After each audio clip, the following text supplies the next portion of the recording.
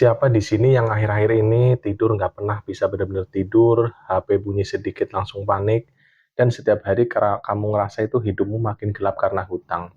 Kalau kamu lagi nonton video ini, mungkin kamu lagi bernasib sama dengan saya ya, dan saya ngerti banget rasanya hidup dikejar hutang. Hutang itu bukan cuma utang ke bank atau aplikasi pinjaman. Hutang itu adalah rasa takut, rasa malu, rasa tidak berguna, rasa bersalah kepada keluarga yang ikut kena dampaknya, dan kamu mulai berpura-pura senyum ke orang lain, padahal hati kamu kayak lagi dicapik-capik. Kamu pura-pura kuat ke keluarga, padahal kamu sendiri nggak tahu besok hidupmu akan seperti apa. Dan yang paling menyakitkan adalah kamu merasa ini salahmu sendiri. Kalau kamu sedang mengalami ini, kamu itu nggak sendirian. Banyak orang yang sedang mengalami hal sama dengan kamu. Tidur nggak tenang, badan capek tapi otak nggak bisa berhenti mikir besok mau gimana. Debt collector mau datang apa enggak. Takut banget HP bunyi, telepon jadi musuh terbesar, apalagi ada notifikasi untuk tagihan hutang. Makin mudah marah dan sensitif terhadap hal-hal yang kecil. Merasa gagal sebagai anggota keluarga dan ngerasa mengecewakan pasangan, anak istri, takut anak nanti ikut menderita karena salah kamu. Muncul beberapa pikiran gelap, kalau aku nggak ada mungkin hutang selesai, dan itu yang paling bahaya. Itulah beberapa ciri-ciri mental ketika kita memiliki hutang. Dan itu manusiawi, tidak ada yang salah dengan cara berpikir seperti itu. Semua merasakan itu orang yang sedang berhutang.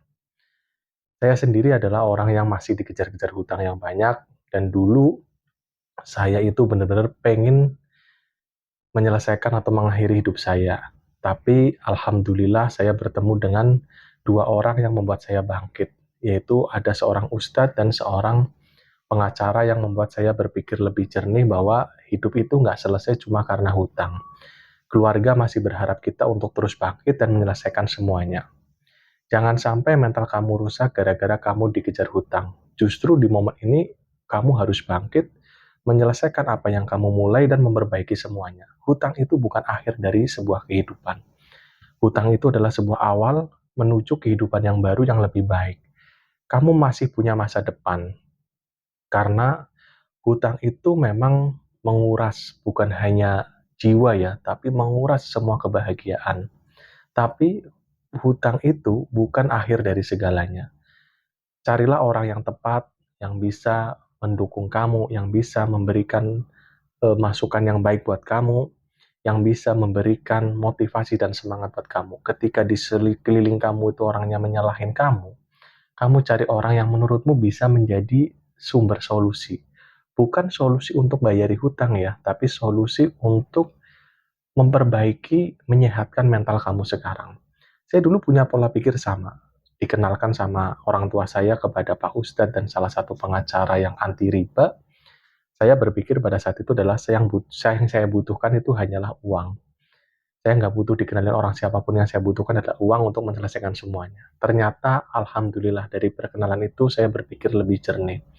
Bahwa memang ada tips dan triks bagaimana cara menyelesaikan hutang dan memperbaiki mental kita supaya kita tidak terus tertekan karena hutang.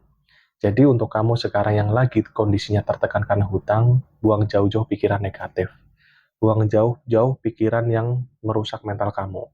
Tapi cari tahu, cari teman, atau cari orang yang bisa membantu kamu keluar dari cara berpikir negatif ini. Tonton-tonton, tontonlah tontonan yang mengandung aspirasi, afirmasi positif. Jangan menonton yang membuat kamu terus menyesal kalau kamu sekarang lagi dikejar hutang. Tapi tonton bagaimana orang bangkit pada saat mereka sedang dikejar hutang. Perbaiki ibadahmu, kencangin lagi usahamu, perbaiki ikhtiarmu. Insya Allah hutang itu akan selesai. Dan bagaimana saya berkenalan dengan dua orang tersebut, Pak Ustadz dan Pak Pengacara tadi yang membuat saya bangkit kembali, akan saya ceritakan di video saya selanjutnya.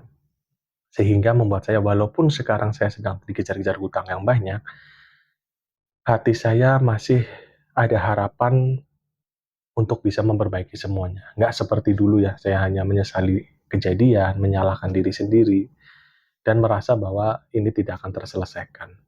Jadi tunggu di video selanjutnya akan saya ceritakan bagaimana saya bangkit dan merubah cara berpikir saya tentang hutang tersebut.